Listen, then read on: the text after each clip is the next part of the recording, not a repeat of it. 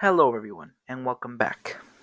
With the recent announcement of the next Jurassic World Evolution 2 DLC, the Prehistoric Marine Species Pack, this has thrown a wrench in a lot of fans' understanding of DLC speculation and the DLC release schedule. The most important omission of the Marine Species Pack was the Megalodon. Many people, including myself, thought that the Dunkleosteus was in fact the Megalodon, and we would be seeing our first Cenozoic animal in this DLC. And as we all know, that never happened. But in its place, we got the Dunkleosteus, which is a very interesting creature, might I add. But let's continue with why the Megalodon was omitted from this DLC. Number one, they're not going to be a part of the game.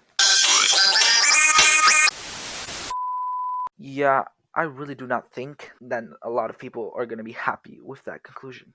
This is a very conflicting choice by Frontier.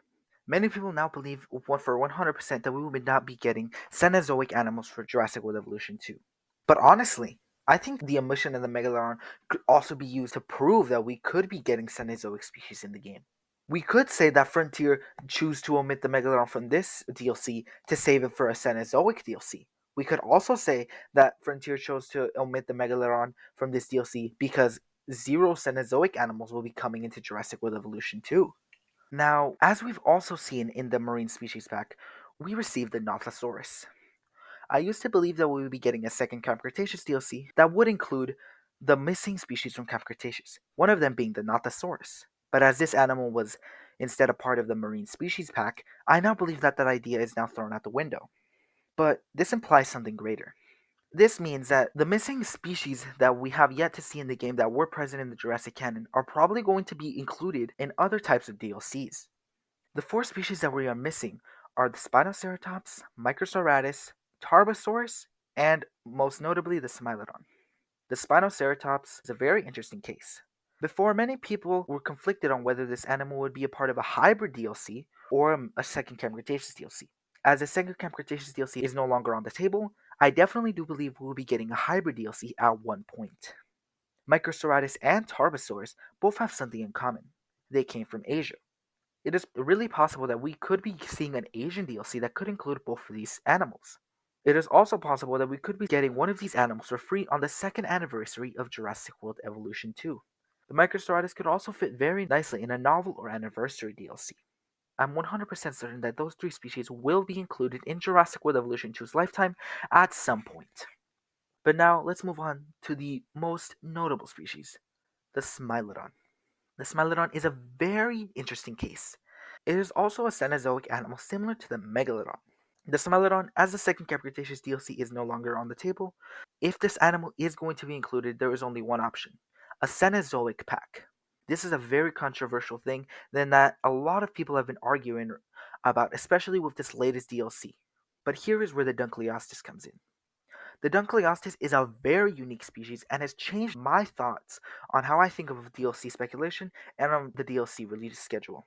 The Dunkleosteus is our first non-reptile.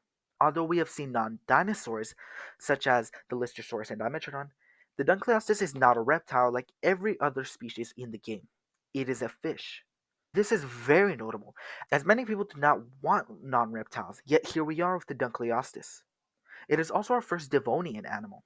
This further predates the current oldest species in the game, the Dimetrodon.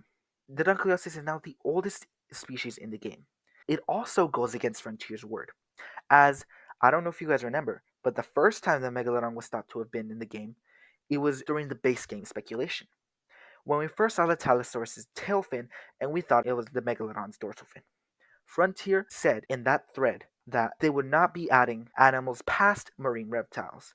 But lo and behold, the Dunkleosteus is not a marine reptile. It is also the most disconnected and distant animal from the dinosaurs that we currently have, even more than Cenozoic animals if they were to be in the game. Although this animal is incredibly old, and this animal really changes my way of thinking of this game. If this animal is able to be included in the game, I see no reason why we can't have Cenozoic animals in the game. A Cenozoic DLC is possible, but there is one condition that I think is holding this back: the lifespan of Jurassic World Evolution 2. As I've previously said before, I don't believe that Jurassic World Evolution 2 will extend its lifespan into 2024. This last December DLC I thought was going to be the last DLC for Jurassic World Evolution 2, but now I am very conflicted on this point. As I've stated before, we have 4 missing species from the game. These 4 species, I really don't think we will be able to include them all at once for this final DLC, unless we get a second Capra Cretaceous DLC, which I believe is highly unlikely. This is a very interesting case, and this might actually mean that Jurassic World Evolution 2 might extend its lifespan into 2024. This is not officially confirmed. I'm just putting out my thoughts on this. Because, if you guys recall, that same tweet that teased that Lagoon DLC, it did have another picture. It had the Biosyn expansion, the Malta expansion, a Mosasaurus Lagoon, which we now know did tease a Lagoon expansion, and there was a goat. Tell me, what movie did the goat appear in in the Jurassic franchise? Jurassic Park. Although this could just be nothing and that's just Frontier adding a random picture because they had to, I kind of believe that we'll be getting a novel or an anniversary expansion in December, which could potentially include the Microceratops and other novel species. But if this is the case, then where do the Spinoceratops, Tarbosaurus, and Smilodon fit in? But let's say theoretically, we do receive an anniversary expansion in December, and it only includes the Microceratops and leaves out the Spinoceratops, Tarbosaurus, and Smilodon. If that is the case, then I firmly believe that in 2024 we will receive a hybrid DLC and a Cenozoic DLC. Now, what the other 2 DLCs could be for that year, I have no idea. But if Jurassic World Evolution 2 proceeds into 2024, then I firmly believe those 2 things will be added into this game. And of course, with a Cenozoic DLC would include the woolly mammoth, the Smilodon, and of course the Megalodon. And with the second anniversary of Jurassic World Evolution 2 coming, we could receive a new species for free. Maybe the Tarbosaurus, as I don't really think it would fit into a sort of DLC unless we get an Asia DLC, which would include the Microceratops and Tarbosaurus. But let me know your thoughts on these conflicting new developments. And thank you guys so much for 400 subscribers. What do you think about the inclusion of the Dunkleosteus and what it means for Jurassic World Evolution 2's future? Please let me know down in the comments. Make sure to like and subscribe, and I will see you guys next time.